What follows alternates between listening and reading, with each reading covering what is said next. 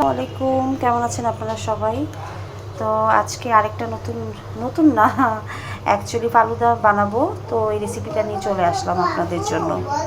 কম বেশি সবাই ফালুদা বানাতে পারে, তো আজকে আমি এটা নিয়েছি হচ্ছে রাঁধুনি ফালুদা মিক্স ভ্যানিলা ফ্লেভারের। এটা ভালো লাগে আমার।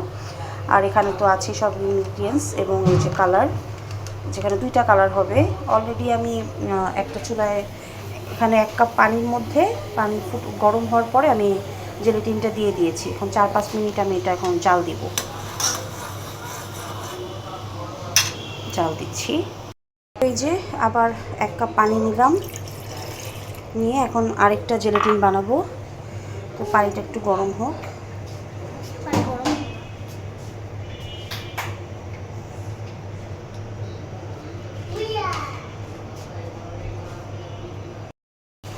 এই যে জেলেটিনটা ঢেলে দিচ্ছি, আরেকটা কালার। তো এখন এই যে আমি একটু নাড়া দিয়ে দিচ্ছি।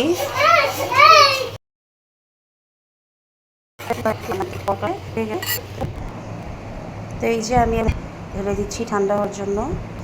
একটু রুম টেম্পারেচার মানে ফ্যানের বাতাসে রাখছি। একটু পরে আমি এটা ফ্রিজে রেখে দিব। এই যে আমার 2টা জেলেটিন এটা রেডি, ফ্রিজে রেখে আমি ঠান্ডা করব। পরে আমি যখন ফালুদা আমার হয়ে যাবে তখন আমি কিউব করে একের উপর দিয়ে দিব। এই তো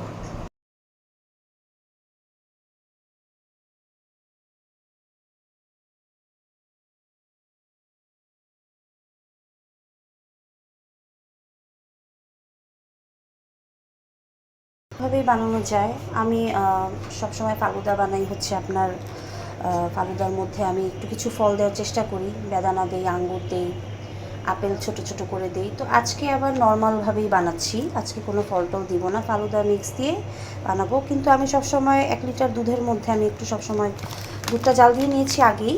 তো এখন আমি সবসময় একটা এক্সট্রা কিছু জিনিস অনেক সময় অ্যাড করার চেষ্টা করি।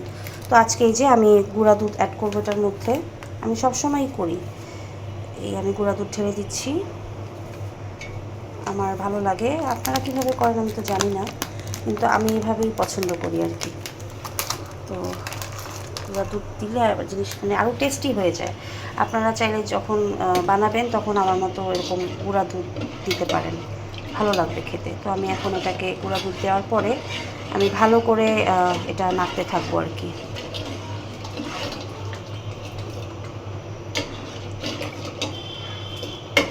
মজা হয়, আরও টেস্টি হয়।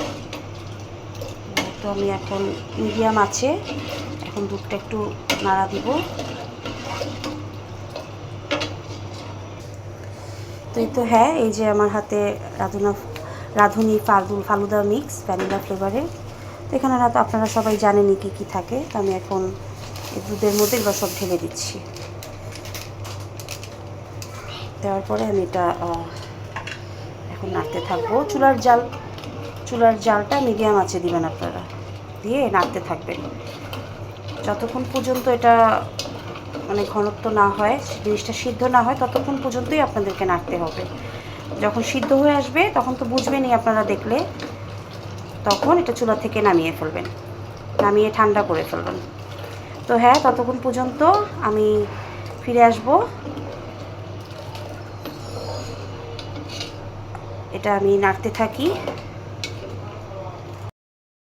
ফিরে আসলাম, তখন বলেছিলাম আপনাদেরকে যে 1 লিটার তরল দুধের মধ্যে আমি গুঁড়া দুধ দিয়েছিলাম, দিয়ে আমি ঘনত্ব না হওয়া পর্যন্ত, সিদ্ধ না হওয়া পর্যন্ত আমি নাড়তে থেকেছি। তো নাড়ার পরে এই যে এখন হয়ে গেছে। এখন আমি একটা বাটিতে এটাকে ঢেলে রাখলাম। এখন আমি এটা রেখে দিব ফ্রিজে 1 ঘন্টার জন্য। 1 ঘন্টা পরে ফিরে আসবো আপনাদের কাছে। 1 ঘন্টা পর ফিরে আসলাম। এখন সব কয়টা জিনিসই সেট হয়ে গেছে। এটা ঠান্ডা করার জন্য দিয়েছিলাম আমি, আর জেলেটিনগুলো জমানোর জন্য ফ্রিজে রেখেছিলাম। তো এগুলো আমি একটু হালকা করে স্প্যাচুলা দিয়ে বা যাই থাকুক, চামচ বা ছুরি দিয়ে আপনারা ছোট ছোট করে পিস করে নেবেন। তো আমি এখন একে একে এগুলো সব উপরে সাজানোর জন্য আর কি দিব। এই তো চলে আসলাম, এখানে জেলেটিনগুলো দিয়ে দিলাম। এখন এই তো আমার ফালুদা বানানো রেডি। এখন সব ঠান্ডা ঠান্ডা সবাইকে পরিবেশন করব। তো আপনাদের কাছে আমার ফালুদা বানানোটা কেমন লাগলো সবাই কমেন্ট করে আমাকে জানাবেন। এই তো আজকের মতো এখানেই। আবার আরেকদিন আসবো নতুন কিছু, নতুন রেসিপি বা নতুন কোনো ব্লগ নিয়ে। ভালো থাকবেন, আল্লাহ হাফেজ।